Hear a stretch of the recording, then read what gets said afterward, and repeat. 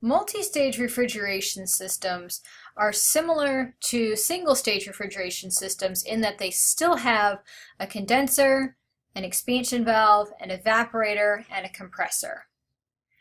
But basically, if you were to look at a multi-stage refrigeration diagram, it looks like somebody wrenched the single-stage diagram apart at the expansion valve and stuffed in a couple more components. And that's actually what's happened.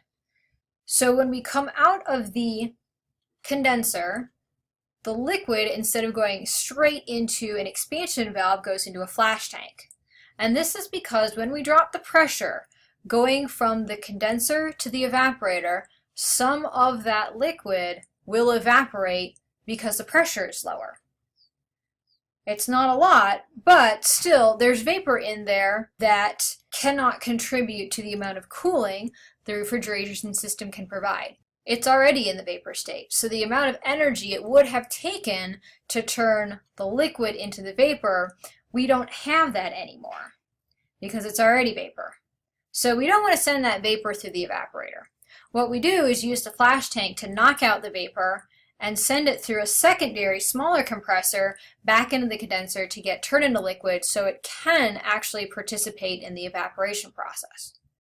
This means that when we draw multi-stage refrigeration diagrams, we have to account for that flash tank and secondary compressor. So our diagram is a little bit more complex than a single-stage refrigeration diagram. However, you're still going to see features that showed up in the single-stage diagram in the multi-stage. Let's take a look at how to draw multi-stage refrigeration diagrams. All right, here is our pressure enthalpy diagram again. So it's still for 134A.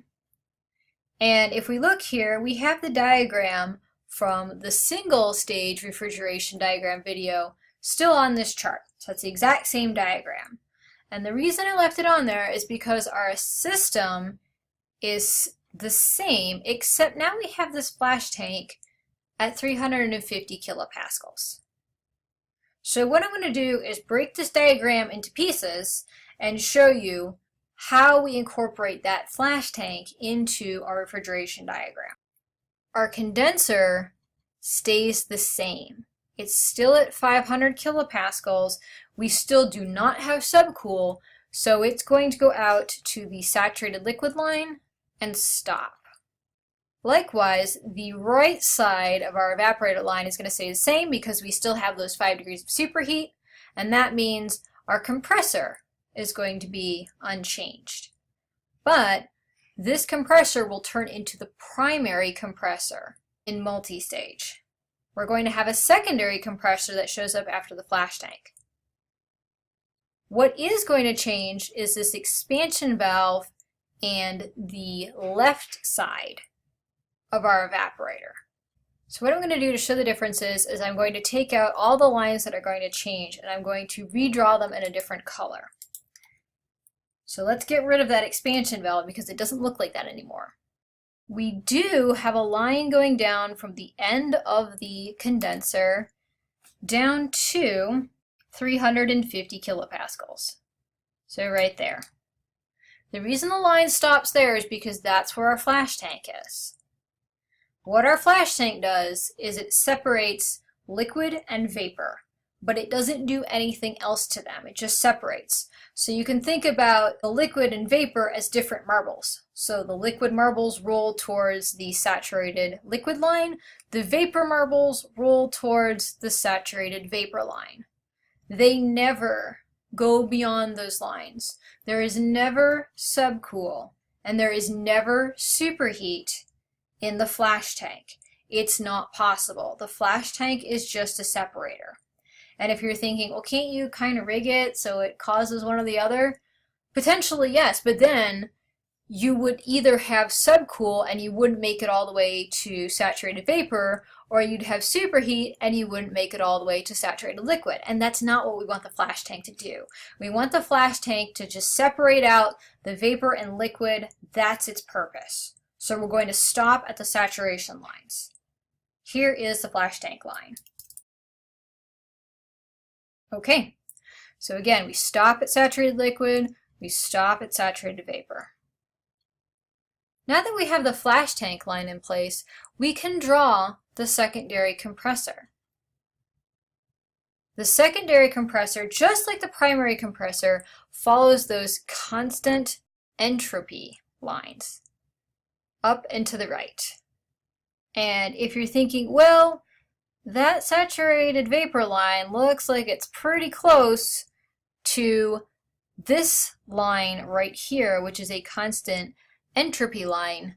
Yes, you're technically correct, but if we were to draw out that constant entropy line into the mixed region, it wouldn't align with it anymore. So be really, really careful drawing this particular compressor line, because it's not going to follow the saturated vapor line up.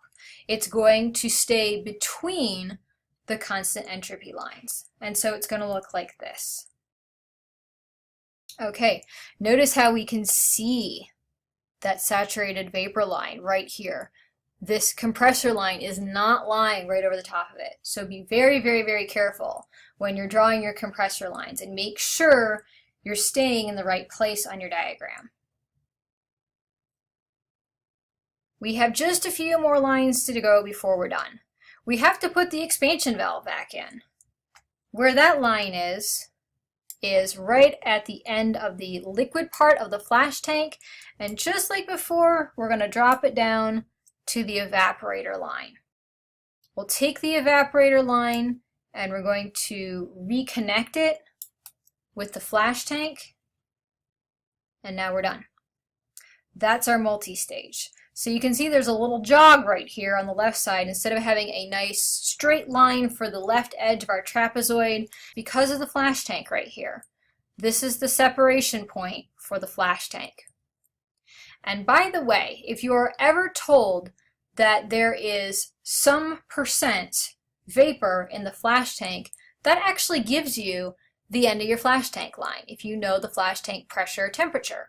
So for example, right here, we have about 8% vapor in our flash tank. And how I figured it out is if you see these diagonal lines right here in the mixed region, see how they say 10%, 20%, 30%, and so on?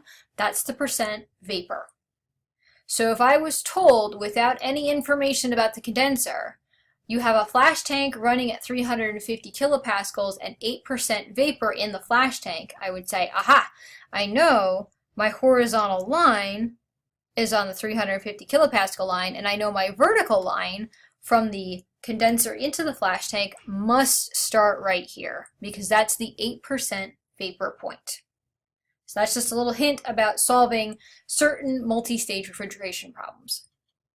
Other than that, keep in mind that the key difference between single stage and multi-stage is that you have this extra line for your flash tank and you have an extra secondary compressor line.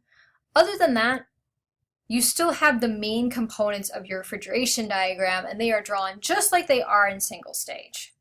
One other minor difference to keep in mind is that your evaporator does start a bit further to the left on the diagram because your expansion valve got moved to the left from the presence of the flash tank.